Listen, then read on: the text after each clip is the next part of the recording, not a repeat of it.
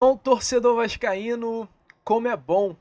Como é bom um dia após a vitória do Vasco da Gama. Ou, aliás, a segunda vitória contra o mesmo Atlético Paranaense dentro do mesmo São Januário em menos de uma semana.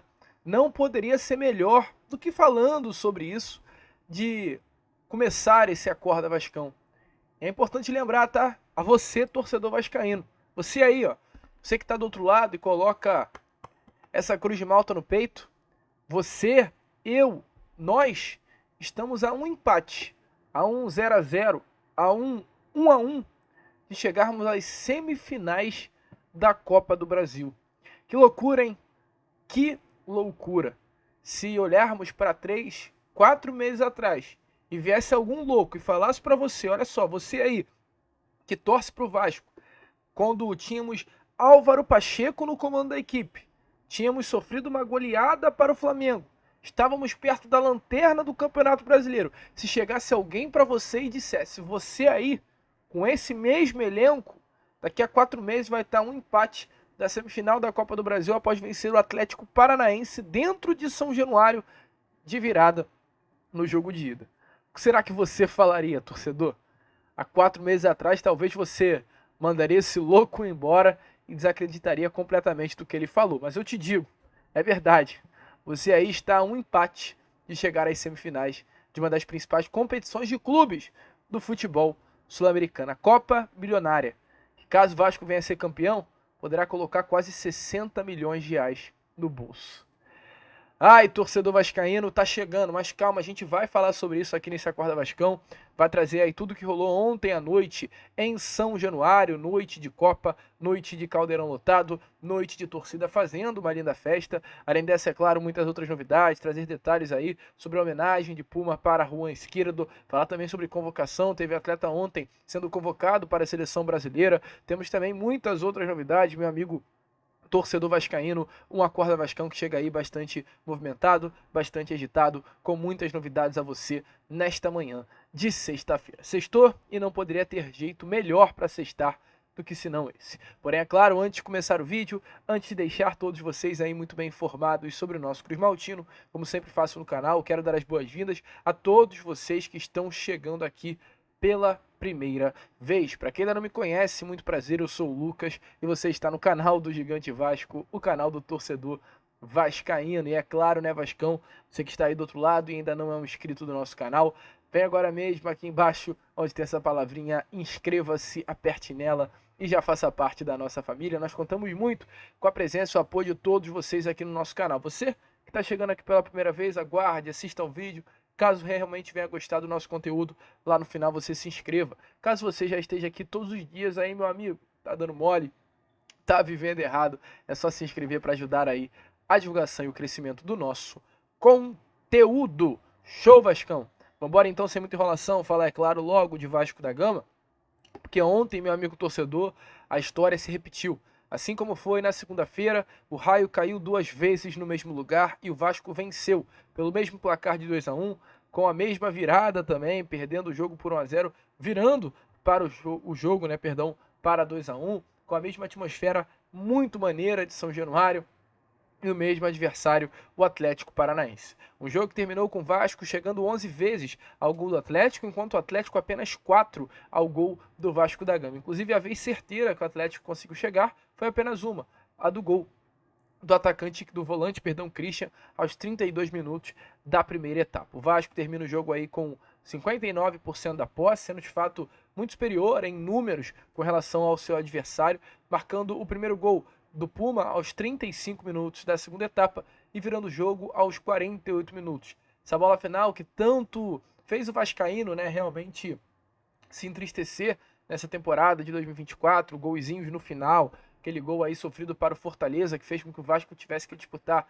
uma penalidade máxima, o gol sofrido também no final, salvo engano, contra a equipe do Água Santa, que fez também o Vasco ir para uma penalidade máxima na Copa do Brasil, gol sofrido pelo Criciúma, gol sofrido contra a equipe do Red Bull Bragantino jogando em São Januário, vários gols que o Vasco sofreu no finalzinho dos seus jogos. Ontem foi ao contrário, a fatia do pão, né, caiu, como se diz aquele ditado, com a manteiga virada para cima. o Vasco deu sorte e conseguiu chegar aí igual aos 48 minutos da segunda etapa, virar o jogo e ir para Curitiba daqui a uma semana, ou aliás, daqui a 2 semanas, dia 11, com a vantagem. Dia 11 de setembro, Vasco e Atlético Paranaense se enfrentam na quarta-feira às 9h30 da noite. E o Rafael Paiva, técnico do Vasco, falou, é claro, sobre o que ele achou desse desempenho da equipe ontem, na noite de São Januário. Boa noite. A gente tem tomado mais gols do que a gente gostaria antes de fazer, né? Mas eu acho que fica realmente a capacidade que a gente tem tido de se controlar, né? Claro que tem um trabalho psicológico por trás, há um trabalho de campo, acho que é um trabalho multidisciplinar aí, de todos os setores envolvidos, o encorajamento dos atletas, a capacidade que eles têm de entender que eles podem virar qualquer tipo de jogo, porque a gente tem futebol para isso, né? A gente não gostaria de ficar tomando esses gols aí, mas, de novo, acho que fica que a gente tem futebol para ganhar, principalmente aqui em casa a gente é muito forte, a torcida empurra muito, e é uma conscientização interna mesmo que a gente tem feito para tentar mostrar para os atletas o nível que a gente tem, onde a gente quer brigar, onde a gente quer chegar. É muito em cima de realmente acreditar no poder que a gente tem. Eu acho que isso faz diferença na hora que a gente está atrás do placar para conseguir essas viradas e essas vitórias aí.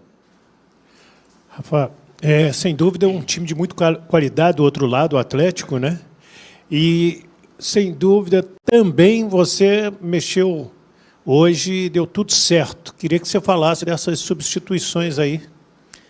Eu tenho passado assim que eu acredito muito no grupo que a gente tem, no elenco que a gente tem, nos jogadores que a gente tem, essa mescla de jogadores experientes com jovens jogadores, atletas aí com idade sub-20, e a gente está conseguindo potencializá-los, né? Conseguindo algumas sessões de treino a mais aí, a gente tem conseguido colocar algumas ideias em prática e potencializado mais jogadores, porque a gente sabe que isso vai fazer diferença para buscar as vitórias, para você continuar forte no segundo tempo. Acho que mais atletas estão entendendo o que a gente busca, a nossa forma de jogar, o caminho de buscar mais vitórias, pontuar sempre, ganhar jogos em casa. Então a gente está conseguindo deixar mais jogadores do grupo do nível que a gente quer, em todos os sentidos, técnico, tático, psicológico. E, de novo, fortalecer e qualificar os jogadores que a gente tem, que tem muito potencial. Boa noite, Paiva. Parabéns pela vitória. Meu amigo torcedor vascaíno, então, como vocês viram aí, Rafael Paiva muito feliz, muito empolgado, mas deixando também sempre os pés no chão. O Vasco deixou muito claro ontem que tem um elenco firme mentalmente, um elenco que sabe muito bem que quer para essa temporada de 2024, mas é importante também o Vasco ser uma equipe que se mantém firme do zero, assim, do apito inicial até o apito final. O Vasco ontem novamente joga um segundo tempo muito bom, mas tem um primeiro tempo muito ruim, muito abaixo. Não à toa o Vasco sofre gol aí exatamente na primeira etapa, assim como foi na segunda-feira. O Vasco virou, assim como também foi na segunda-feira. Mas talvez, como o próprio Paiva deixou muito bem claro, o Vasco tem que ter essa capacidade maior de conseguir controlar o jogo desde os primeiros minutos. Mas agora, meu amigo, é focar lá no jogo de volta. É focar no Atlético Paranaense dentro do sintético, dentro da Arena da Baixada. E é claro, o Paiva foi perguntado exatamente sobre isso, sobre o que espera desse jogo de volta contra o Atlético, que jogando no Paraná é muito forte. Dificílimo jogar lá, né? Muito difícil. Jogar num sintético como é lá, a bola fica muito rápida, até você ajustar o tempo, por mais que a gente já tenha jogado lá, no momento do jogo é diferente, a gente sente o início do jogo. O início do jogo deles é muito forte lá, então a gente sabe que vai ser um jogo dificílimo e é uma boa vantagem, né? Mas ela é muito aberta ainda. Para mim o jogo está muito aberto. A gente tem que estar extremamente concentrado. É uma vantagem que é a mínima possível, né? A gente tem consciência disso, mas a gente tem que estar muito concentrado para o jogo de lá. A gente vai ter que trabalhar muito, batalhar muito no jogo, tentar jogar também, porque se a gente for lá para defender, a gente sabe que eles são muito fortes, eles atacam muito e... Enfim, a gente vai ter que estar muito focado. Então, para nós, o jogo está muito aberto. A gente tem tem noção disso, é uma vantagem mínima. A gente tem que estar muito focado para fazer um grande jogo lá, para a gente chegar entre os 4 na Copa do Brasil. A respeito do jogo do Vitória, a gente ainda não definiu o plano ali. Era fundamental esperar o jogo acabar para ver o contexto do jogo. A intensidade, a gente não tinha dúvida que ia ser altíssima, né? Mas a gente precisa ver como os atletas vão estar amanhã para perceber ali as trocas que a gente vai ter que fazer, se tiver que fazer. Mas a partir de amanhã que a gente vai pensar no Vitória. Eu não consigo te adiantar nada agora. Dificílimo jogar lá, né? Muito difícil. Jogar num sintético como é lá, a bola fica muito rápida, até você ajustar o tempo, por mais que a gente já tenha jogado lá, no momento do jogo é diferente, a gente sente o início do jogo. O início do jogo deles é muito forte lá, então a gente sabe que vai ser um jogo dificílimo e é uma boa vantagem, né? Mas ela é muito aberta ainda. Para mim o jogo está muito aberto. A gente tem que estar extremamente concentrado. É uma vantagem que é a mínima possível, né? A gente tem consciência disso, mas a gente tem que estar muito concentrado para o jogo de lá. A gente vai ter que trabalhar muito, batalhar muito no jogo, tentar jogar também, porque se a gente for lá para defender, a gente sabe que eles são muito fortes, eles atacam muito e... Enfim, a gente vai ter que estar muito focado. Então, para nós, o jogo está muito aberto. A gente tem noção disso, é uma vantagem mínima. A gente tem que estar muito focado para fazer um grande jogo lá, para a gente chegar entre os 4 na Copa do Brasil. Meu amigo torcedor vascaíno, agora estamos aí a um empate para chegarmos às semi da Copa do Brasil. Lembrando que os adversários, caso o Vasco realmente conquiste a sua vaga às semifinais, serão ou o Atlético Mineiro, ou o Atlético Mineiro ou a equipe do São Paulo. 2 adversários difíceis aí também pela frente, mas vamos passo a passo, vamos com calma, vamos primeiro focar nesse jogo de volta. Mas, meu amigo, antes desse jogo de volta, o Vasco nesse final de semana enfrenta a equipe do Vitória. Infelizmente, ontem, durante a transmissão aí da Amazon, que, sinceramente, eu vou dar a minha opinião sincera e honesta aqui, nada contra o pessoal da Amazon Prime, mas não gosto de assistir jogos de futebol em plataformas de streaming. Acho que jogo de futebol, a gente que foi nascido e criado com Rede Globo, tem que ser na Globo mesmo. Qualidade de transmissão, o trabalho dos caras é muito diferenciado. E ontem, o jornalista de campo da Amazon Prime era o André Hernan, um ex-Globo, inclusive. Alguém que foi desligado ou pediu para sair da emissora e está hoje na Amazon Prime comentando esses jogos do campo.